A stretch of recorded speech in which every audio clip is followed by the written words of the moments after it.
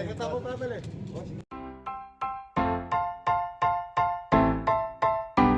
Bagsak may pa. Iba talaga ang saya, lalo na kapag naglalaro na. Mga kabalin, tuwala na. Si Kapitan meron na naman. Yun, so what's up mga Balenjovia, Bars po ng Kabalin Hoops TV. Grabe, ang layo ng binyay ko, napalaban ako. Napasubo pala ako kay Soc Rivera. Nasaan ka na? Nasa Barangay Hall na ako ng mismong Concepcion, Lubao. Yung hometown ni Governor Dance Delta Pineda ni Soc Rivera. Ayun yung basketball court mga lods. So yun na, maya-maya start na namin yung malupit na opening game. Ayan na si Soc, oh. Ayan si Soc Rivera mga lods. So ayan, oh. Let's go! Let's go, boys! Yun, pare. Aray, kita mo pabili. Oh, sige. Grabe, si Soc, oh. Andito na, oh. Dinayo ko to. Isang oras may get.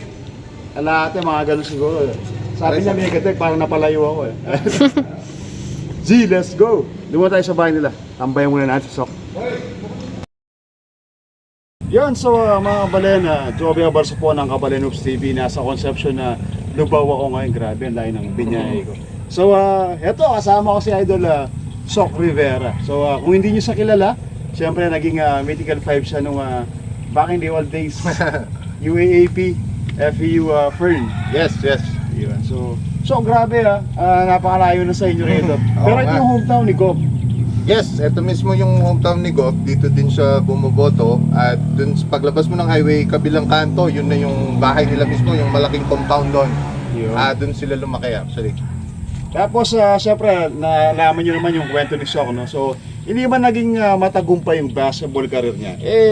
Ayos naman yung buhay niya rito. Simpleng buhay lang. Tapos, nakakapag-organize na rin siya ng mga basketball league. Kaya andito ako ngayon kasi opening ng paliga niya. Yun.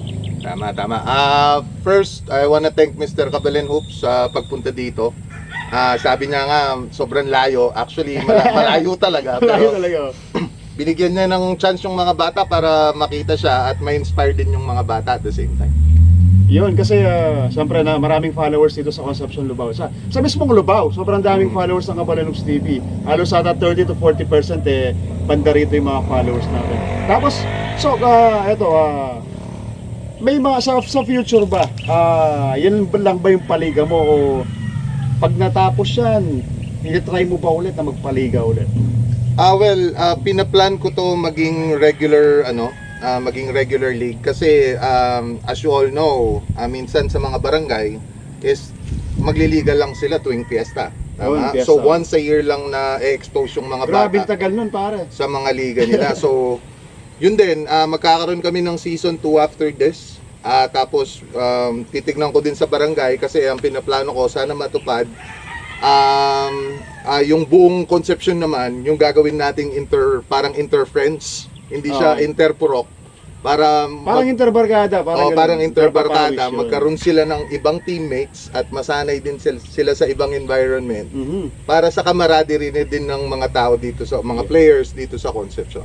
Yun, so speaking of camaraderie, siyempre, alam namin ni Soc yan at alam niya, siyempre alam niya yung lahat na yan kasi naging varsity siya sa Manila, lahat ng paghihirap, dinanas niya talaga para maging varsity. Hindi man niya naabot yung talagang peak na gusto niya. Ayos lang naman yun. Nakapag-move on ka na ba, Soc? Oo naman. At least, we are helping uprising stars Yun. sa ngayon. And I just wanna let them know as well, sa lahat ng tumulong sa amin, after this league, kung ano yung mga matitira sa funds namin, ay do-donate namin sa community, either sa church, sa school, Yun. or even sa health center namin. Pwede ka rin magpa-free basketball camp, basketball clinic. Tama. May knowledge ka dyan, pare. At saka aanyayahan natin si Kabalin Hoops na imbitahin yung mga ibang players pag pwede. nagkaroon tayo ng chance. Yun, Magkakaroon po tayo ng Pwede basketball clinic dito sa Concepcion. Free po yun. I just wanna let you know. Yun, Yun lang baka ma-shoutout din natin si Idol Boss Calvin Abueva.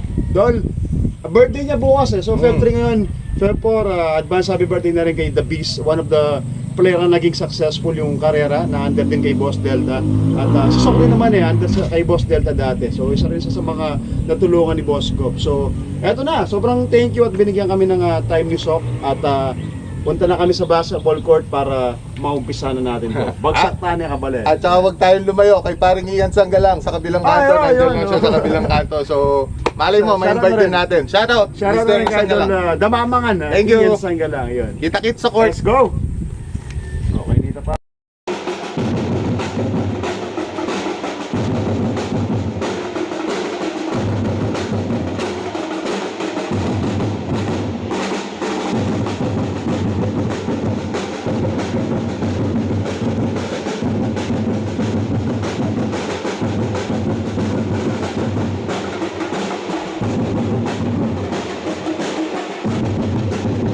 Yun, so start na nga ng basketball opening. Grabe ka talaga, Soc Rivera. Akalain mo nakapag-organize ka ng ganito kalupit at kasayang basketball league sa mismong lugar nyo pa.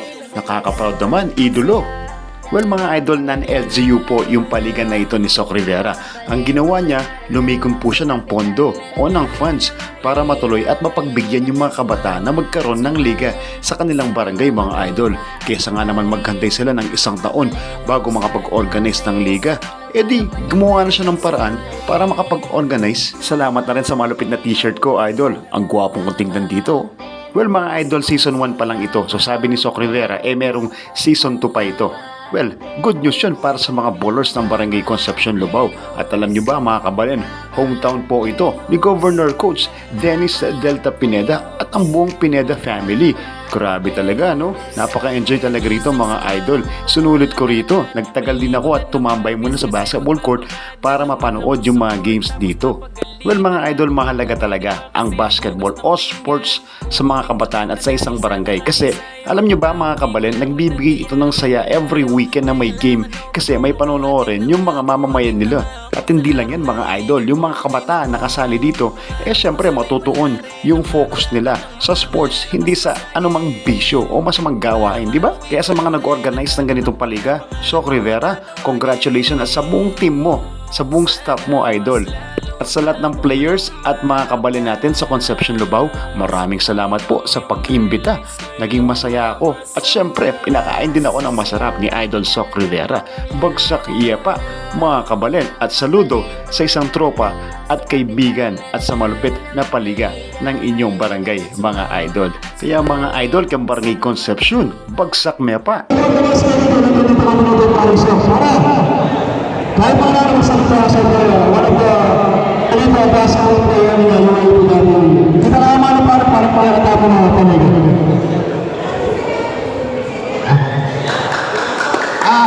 Salamat po sa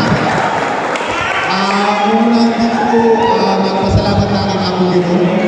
Dahil hindi na nakatago po chance makapag-organize plano.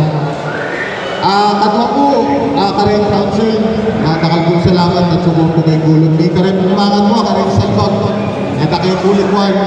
At lastly po, kareng kay buong Concepcion ng constituents na. At saka po,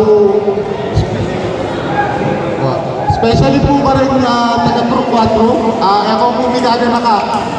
Bisa-bisa din na po rin players na reta pong atipon min funds, reta pong sumobra, isaw tala po kay barangay. Either po kay church, kay school, o kay health center po. Itama po, takal po salamat. At saka po ka rin players po, salamat po. Salamat kaya kayo, at nag-cooperate ako man. Especially kaya ka pare.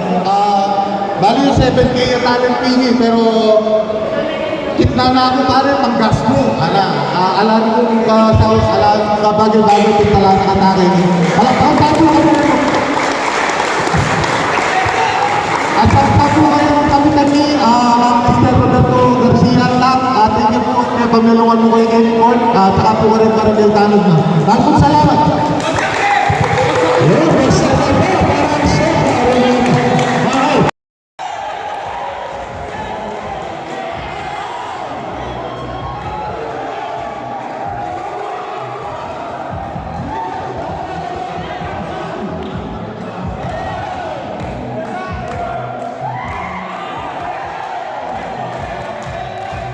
Yun, so after ng event mga idol, pinakain kami ng masarap ng pamilya ni paring Soc Rivera. Heto yan, no?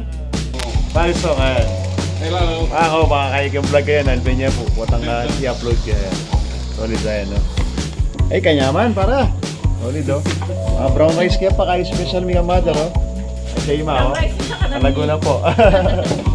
Ayan. Di kayo nang magbihan ng chili Opo, na kasi opo. potoyali ko. Thank you po. Mga tao. Ay, Sabi-sabi na. salamat po. Iyon, so maraming salamat po sa family Rivera sa masarap na pagkain at syempre sa mga tropa natin, mga kabalin natin, mga players, referees at officials na nag-invite sa atin, lalong-lalo na kay paring Sok Rivera. Maraming salamat pare. Guys, huwag niyo kalimutang mag-subscribe at mag-follow sa page at YouTube channel ng Kabalen Hoops TV. Pamagsak Tani Kenny, Kabalen at mga idol. I-comment nyo na kung saang next barangay ako pupunta at papasyal para pagbigyan kayo at pamagsak tayo again mga idol. Alright, salamat po mga kabalen. Jovia Barsopolet ng Kabalen Hoops TV. Bagsak Nepa, Parking One Love Basketball, One Love, Kapampangan. Kabalen Hoops, Kabalen Hoops, Kabalen Hoops, Kabalen Hoops.